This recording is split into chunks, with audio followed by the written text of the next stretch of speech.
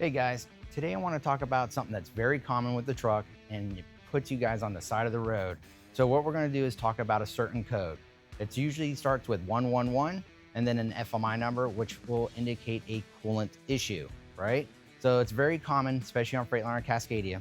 Doesn't matter what year it is, believe it or not, but you'll say that it's low on coolant. You open up the hood just to find out your coolant is full.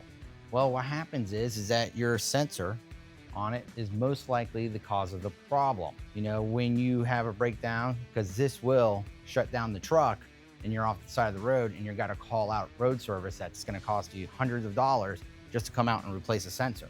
All I'm saying to get you out of this pickle is have a 15 amp mini fuse, right? And I'm going to show you where to install it. What you need to do is there's the plug right below the tank and there's going to be a little red tab. All you got to do is push that in and then squeeze the plug to pull out.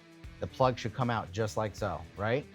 And then I'm gonna take my 15 amp mini fuse, and if you look at it, right inside, it's about exactly the same distance for you to put your fuse in. Just like that, then you're off to the races. And all you need to do is, guys, put a zip tie and just zip tie it out of the way, and then you can go do your delivery, drop off your load, then go to a shop and then replace the sensor. Now, on these Cascadias, the 2019s, the best thing about these sensors, right, the easy ones, all you got to do is turn and it drops right out. And I did make a video about how to replace this. Now, the older models, that's going to be a little tricky because that one has a float and there's coolant on the other side of that float. So that's where you're going to unscrew it, the collar, pull it out and just hold the sensor in place. And then it's a sleight of hand. So you guys might lose maybe a cup or two, depending how fast you are. So you would pull it out, slide the other one, and then put the collar on. And that's usually the one with the float style.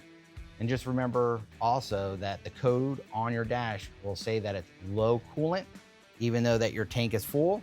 On the new trucks, you know, it could be the float inside the tank, which I have talked about that before, where the float is down instead of up. So you may have to replace the tank.